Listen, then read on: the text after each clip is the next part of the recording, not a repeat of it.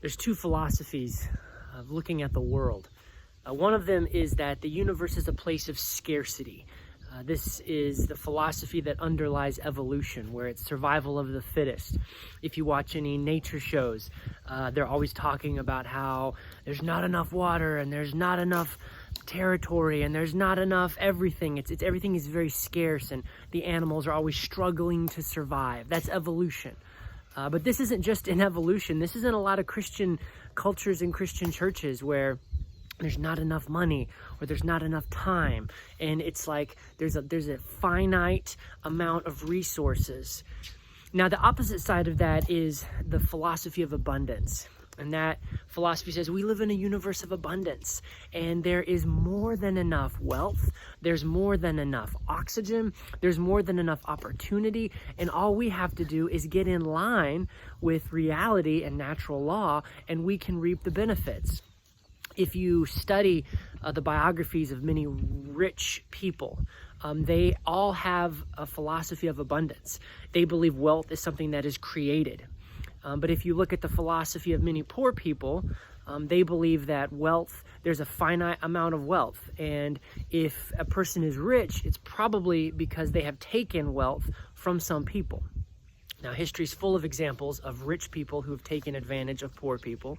But it's also full of examples of people who have just created wealth by discovering a new process or creating an invention or figuring out how to use a natural resource in a new way.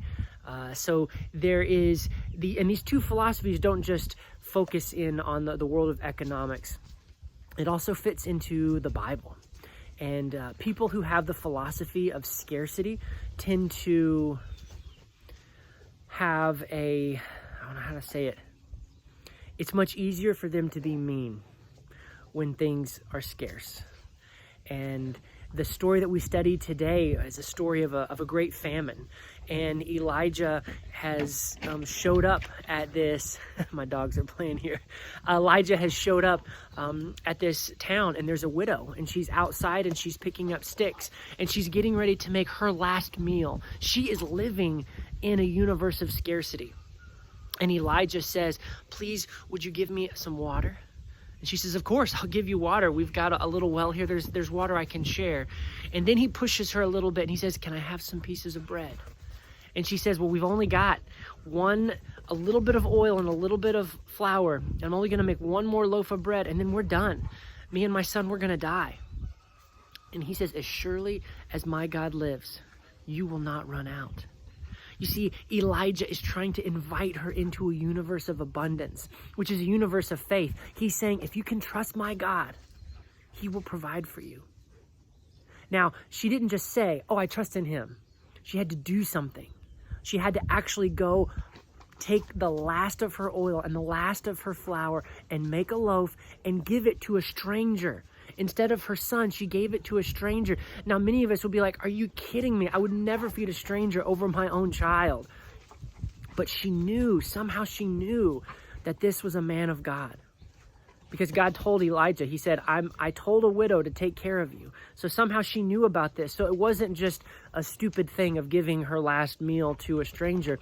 She knew there was something spiritual going on here. And so she gave him the loaf of bread and he ate it.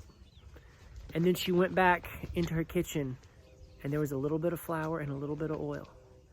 And she was able to make a loaf for her and her son. And the next day there was just enough flour and oil for her to make some food for Elijah and her son and herself.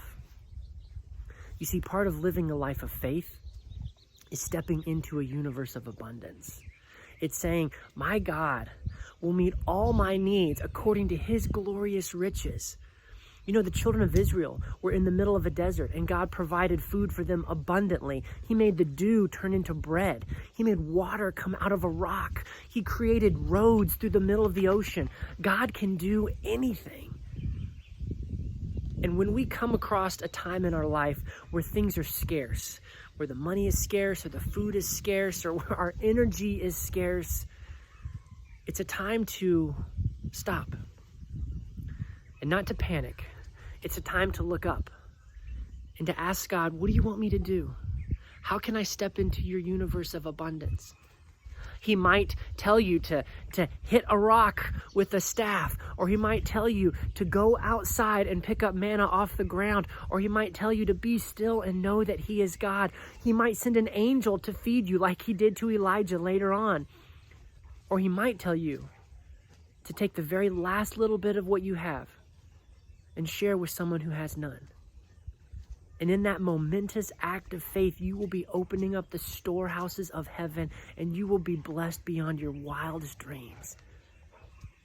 One of the keys to tapping into a life of fearlessness is living by faith in God's universe of abundance. It's looking at that bank account that's empty, or that flower pot that's empty, or that cupboard that's empty, or looking inside yourself and realizing, I don't have any energy or any righteousness. I have nothing left to give. It's looking at the emptiness and saying, God's got this, because he does. God bless.